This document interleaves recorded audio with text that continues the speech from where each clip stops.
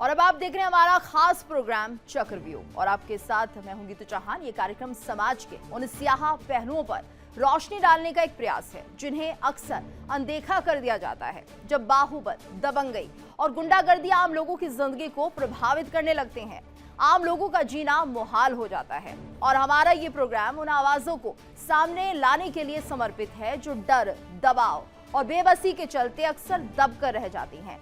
हमारा मकसद न सिर्फ इन मुद्दों को उजागर करना है, बल्कि पीड़ितों को बोलने का साहस देना और समाज को जागरूक करना भी है।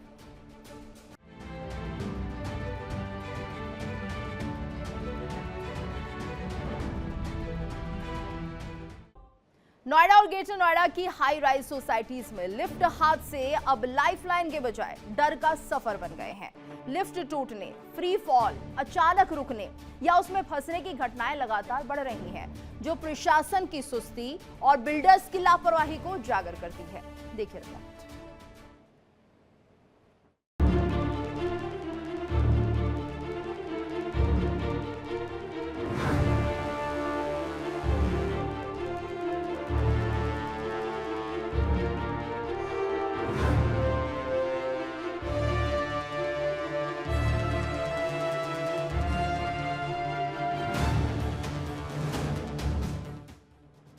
ग्रेटर नोएडा और नोएडा ऊंची ऊंची इमारतों का शहर जहां आसमान को छूती बिल्डिंग्स हैं, लेकिन जमीन पर गिरता भरोसा।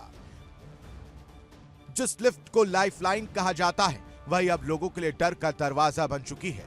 हर दिन, हर हफ्ते लिफ्ट में फंसने की घटनाएं और हर बार वही सवाल, जिम्मेदार कौन? ग्रेटर नोएडा वेस्ट कंक्रीट का जंगल, जहां हर बिल्डिंग में लिफ्ट ही जिंदगी का रास्ता है, लेकिन यही रास्ता बंद होने लगा है। कभी अचानक रुक जाती है, कभी बिजली जाते ही लोगों को कैद कर लेती है, और सबसे डरावना सच, किसी को नहीं पता कब कौन फंस जाएगा। विद्युत सुरक्षा विभाग के अधिकारी भी कहते हैं किसी भी बिल्डिंग की आत्मा है लिफ्ट, लेकिन तमाम सोसाइटी में बिल्डिंग की ये आत्मा अब वहां के निवासियों को डराने लगी है। ये बार बार लोगों की धड़कन तक बंद कर देती है, कभी भी कहीं भी ठहर जाती है।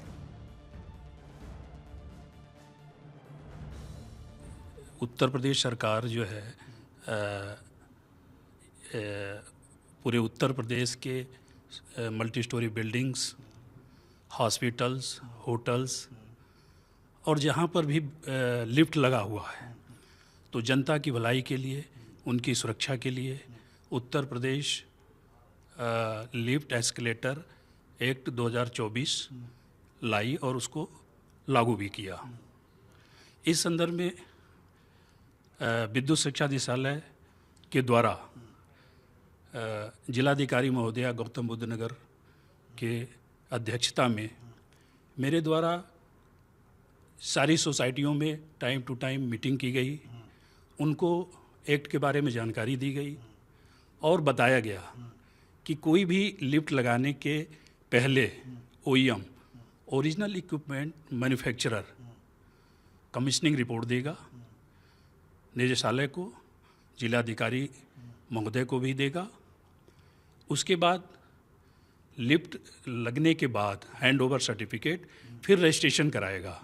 रजिस्ट्रेशन के बाद जो है उसको चेक करके NOC दी जाएगी।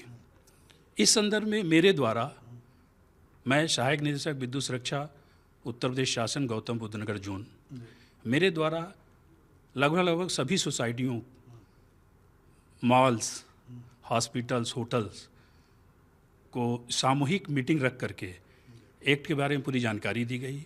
यह भी एक्ट में लिखा हुआ है कि लिफ्ट के आसपास अगर 2 लिफ्ट है, 3 लिफ्ट है,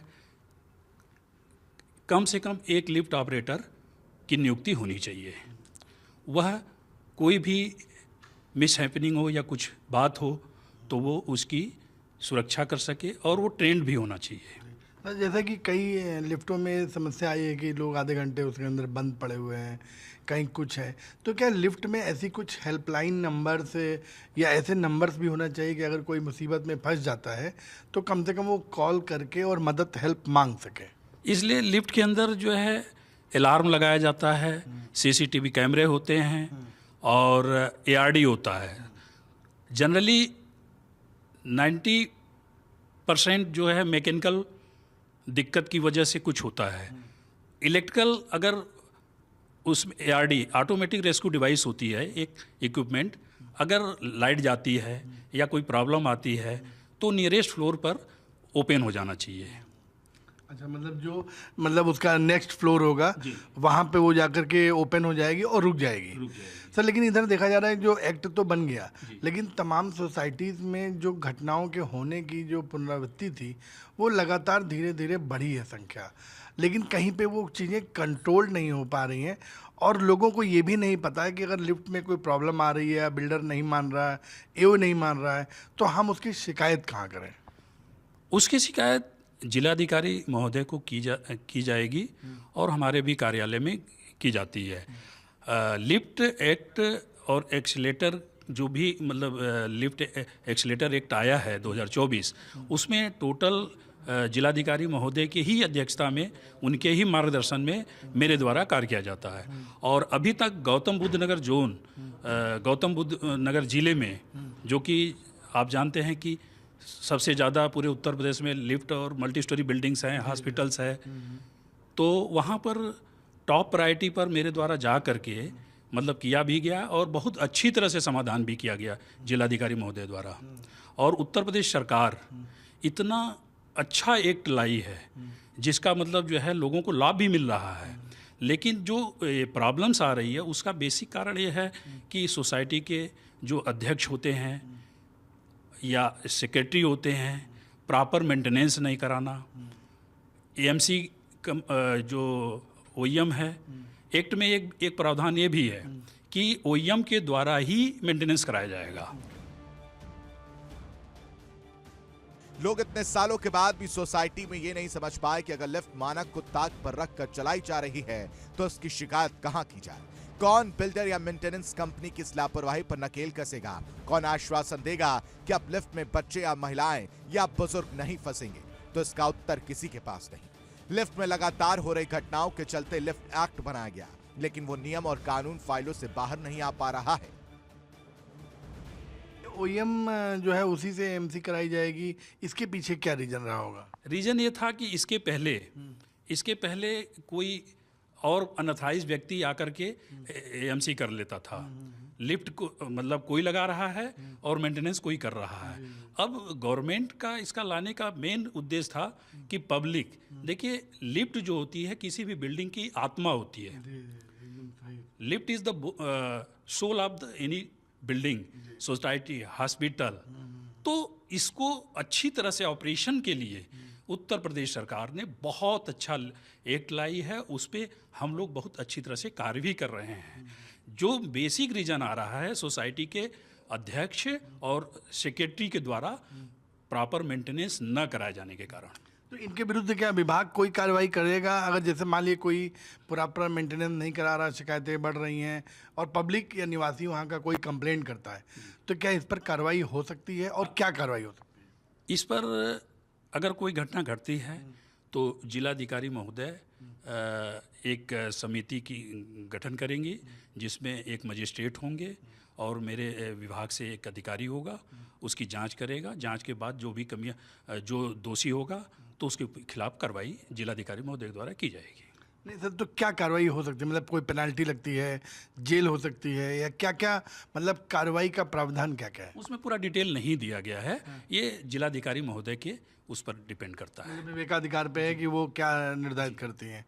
ठीक, देखा आपने कि जो सरकार के द्वारा एक्ट लाया गया उसके पीछे मंशा ये थी कि जैसा अधिकारी ने भी बताया आपको कि जो उस बिल्डिंग की आत्मा होती है वो लिफ्ट, और लोगों को सुरक्षा मिल सके, लोगों को सहूलियत मिल सके, इसलिए इस एक्ट का प्रावधान किया गया और इसका पालन करने के लिए सभी को निर्देशित भी किया गया। विद्युत सुरक्षा विभाग और जिला प्रशासन उसकी बार बार मॉनिटरिंग भी करते हैं समय समय पर कि जो वहाँ का AO है, बिल्डर है, वो उस लिफ्ट की मेंटेनेंस कराए।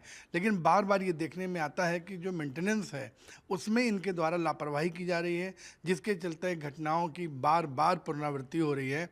तो विद्युत सुरक्षा विभाग का कहना है कि अगर निवासी कंप्लेंट करता है तो जिलाधिकारी एक कमेटी गठित करेंगी और उस आधार पर जो दोषी पाया जाएगा उसके विरुद्ध सख्त से सख्त कार्रवाई की जाएगी। हाल की कुछ घटनाएं इस बात की गवाही भी दे रही हैं।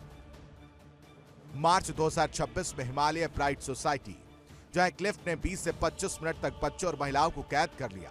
अंधेरा, घुटन और बढ़ती घबराहट, हर सेकंड मानो एक युग के समान लग रहा था।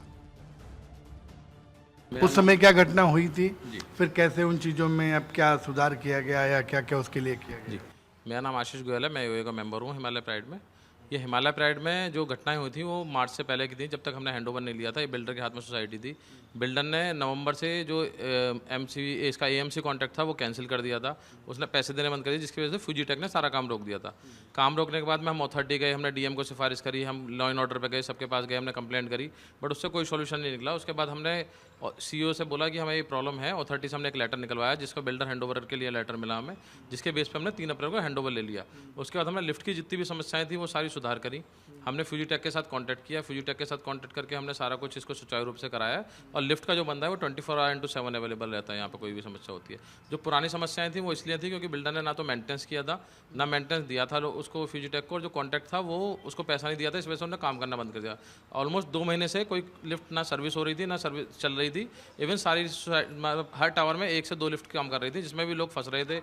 इवन जो घटना हुई उसमें लेडीज़ कम से कम 15-20 मिनट फंसी रही, जिसका हमने संज्ञान दिया, डीएम को भी दिया, एसडीएम को भी दिया और अथॉरिटी में भी दिया, जिसके बेस पे हमें हैंडओवर हो पाया। तो मतलब ये मान रहे होंगे कि जो बिल्डर था वो मेंटेनेंस कंपनी को पैसे नहीं दे रहा था, इस वजह से मेंटेनेंस हो ही नहीं रहा था, तो प्रॉब्लम वहीं पे उत्पन्न हुई। सर, तो हमने उसी को संज्ञान में लेते हुए हमने सारी अब सोसाइटी का मेंटेनेंस 3 अप्रैल से अपने हाथ में ले लिया।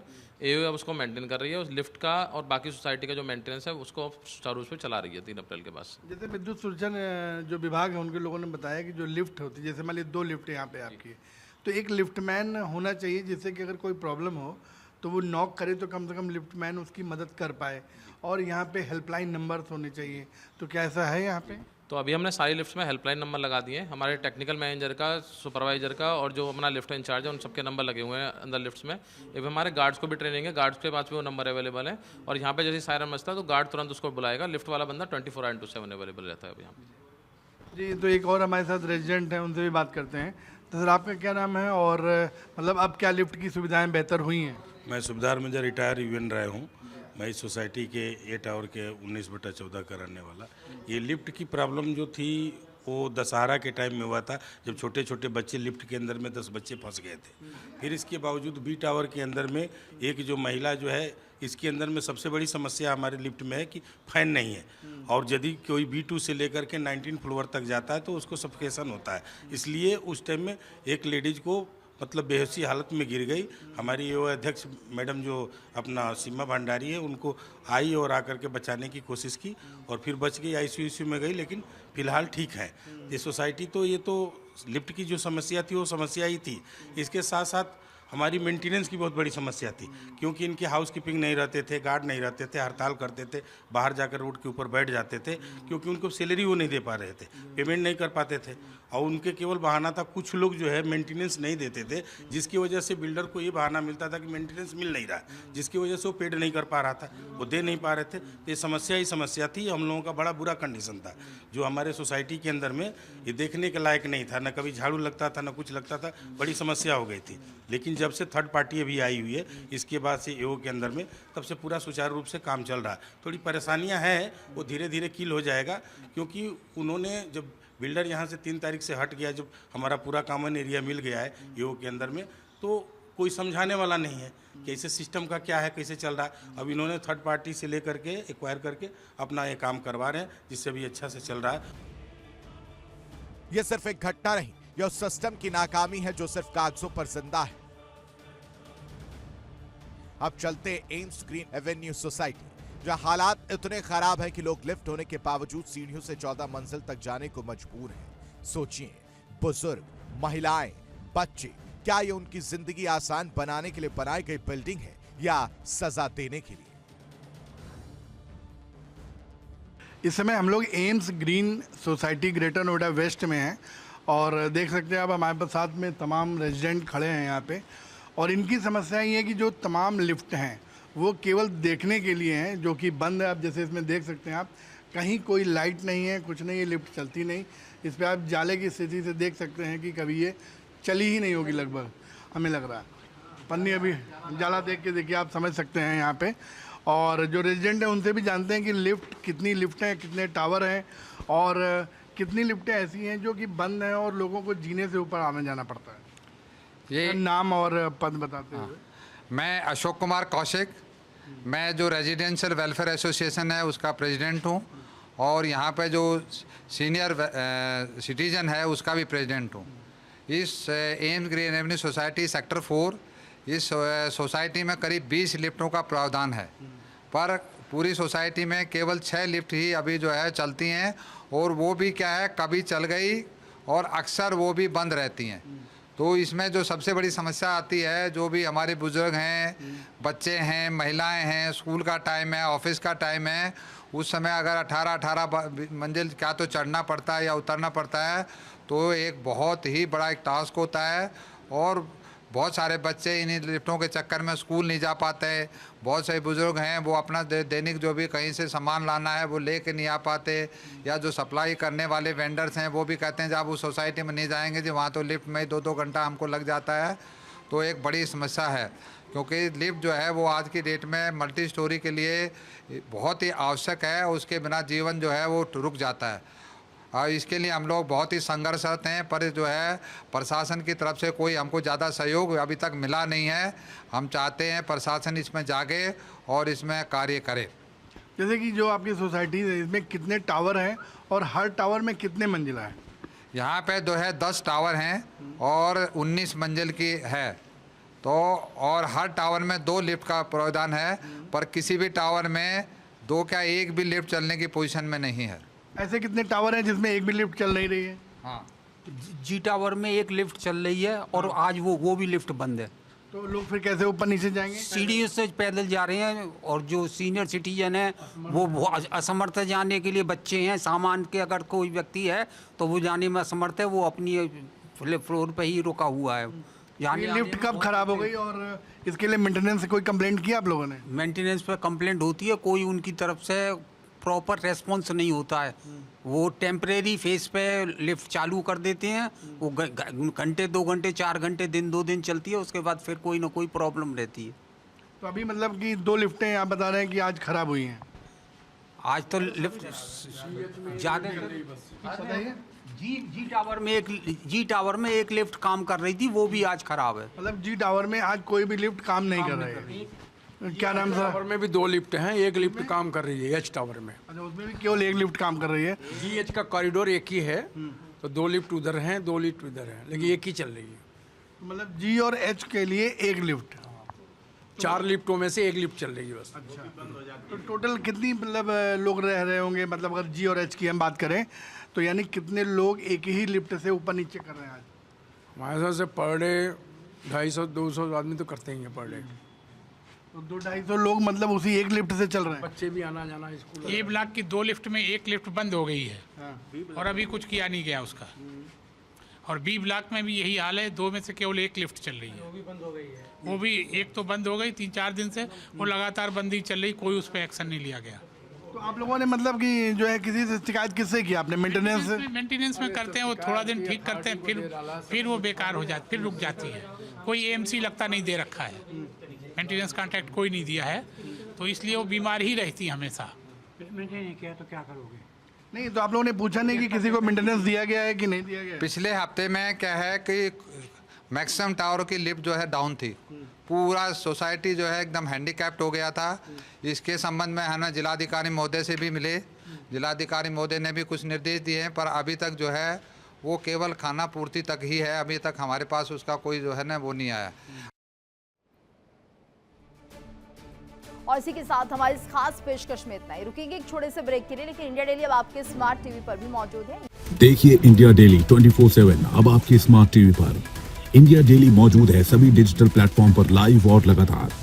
इंडिया डेली 24/7 हर दिन राष्ट्र को समर्पित।